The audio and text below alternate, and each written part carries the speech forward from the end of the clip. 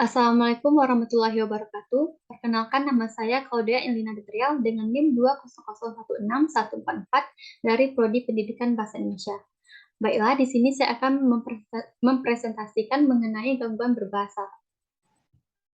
Gangguan berbahasa adalah keterlambatan yang signifikan dibandingkan individu lain pada umumnya dalam kemampuan untuk memahami atau mengekspresikan ide-ide yang memerlukan keterampilan linguistik.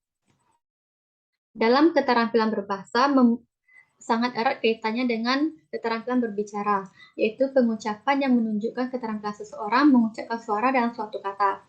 Dalam gangguan berbahasa juga erat kaitannya dengan gangguan dalam artikulasi, yaitu mempengaruhi anak dalam berkomunikasi, khususnya dalam proses memahami atau menganalisa suatu informasi. Terdapat jenis-jenis dan penyebab gangguan berbahasa secara medis menurut Siddhartha. Yang pertama ada gangguan berbicara, yang kedua gangguan berbahasa, dan yang ketiga gangguan berpikir. Yang pertama gangguan berbicara. Gangguan berbicara merupakan aktivitas pokok yang mengandung modalitas spesifis.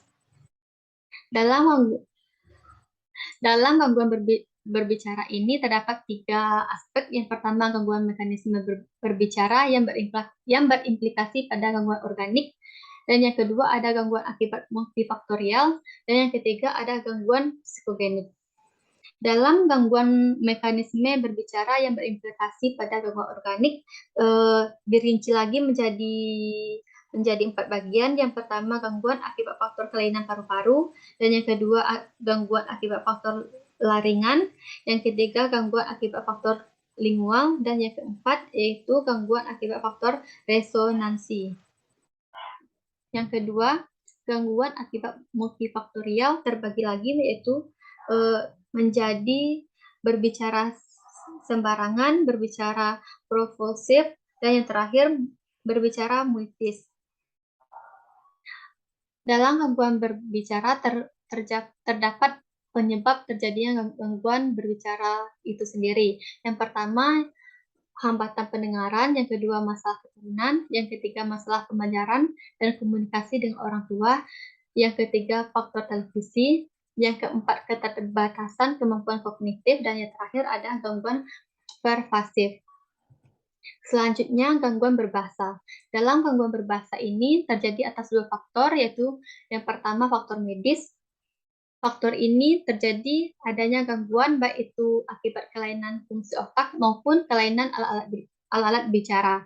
Yang kedua ada faktor sosial, lingkungan sosial, terjadi karena kehidupan yang tidak alamiah manusia, seperti tersisih atau terisolasi dari lingkungan kehidupan masyarakat manusia yang sewajarnya.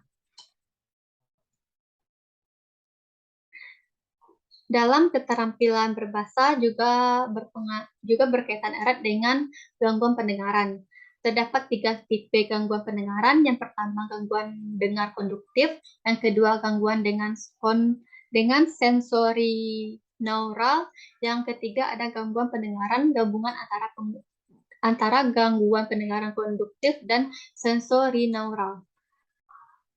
Untuk dapat berbahasa diperlukan kemampuan mengeluarkan kata-kata. Hal ini berkaitan dengan daerah Broca dan Wernicke. Harus berfungsi dengan baik. Kerusakan pada daerah tersebut dan sekitarnya menyebabkan terjadinya gangguan berbahasa yang disebut dengan afsia. Afsia itu sendiri adalah kehilangan kemampuan untuk membentuk kata dan menangkap arti suatu kata itu.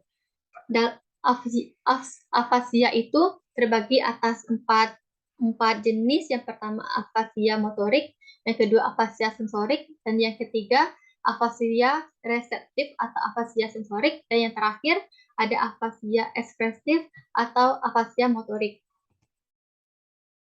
Selanjutnya terdapat gangguan berpikir. Dalam gangguan berpikir ini terjadi atas 3 faktor. Yang pertama ada pikun atau dalam bahasa medisnya dikenal dengan istilah demensia. Hal ini menyebabkan kurangnya berpikir sehingga ekspresi verbalnya diwarnai dengan kesukaran menemukan kata-kata yang tepat. Yang kedua ada faktor disofrenik, yaitu berbahasa akibat gangguan berpikir. Yang ketiga ada depresif. Hal ini terjadi pada orang yang tertekan jiwanya, memproyeksikan penderitaannya pada gaya bahasa dan makna curah verbalnya. Selain ketiga faktor di atas, terdapat faktor lain yang dapat mempengaruhi gangguan dalam berbahasa, yaitu gangguan lingkungan sosial. Hal ini Hal ini disebabkan oleh terasingnya seorang anak dari lingkungan kehidupan manusia, namun berbahasanya normal, seperti anak yang jarang diajak bicara oleh kedua orang tuanya, atau anak yang kurang bersosialisasi dengan lingkungan sekitarnya. Dan yang terakhir ada tindakan yang dilakukan oleh orang tua. Tindakan yang dilakukan oleh orang tua ini eh, begitu banyak yang bisa dilakukan. Yang pertama ada mengajak anak mengobrol, berkomunikasi, dan bercerita tentang hari-harinya. Dalam hal ini orang tua harus kontak mata langsung dengan anak. Dalam dan dalam pengenalan suatu makna kata, orang tua harus menjelaskan secara rinci apa maksud dari kata tersebut. Dan orang tua juga bisa memperkenalkan anak-anaknya untuk mengenal bunyi-bunyi seperti bunyi bunyi hewan, bunyi hal-hal yang ada di sekitar kita seperti suara motor, suara mobil, dan lain sebagainya. Orang tua harus memberikan kasih sayang penuh kepada anaknya sehingga anaknya merasa dekat dengan kedua orang tuanya. Mengajak anak bernyanyi juga dapat mencegah terjadinya gangguan berbahasa, dan orang tua harus mengenal hal-hal terkecil di lingkungannya kepada anak. Baiklah, hanya itu yang dapat saya sampaikan. Lebih dan kurangnya saya mohon maaf. Assalamualaikum warahmatullahi wabarakatuh.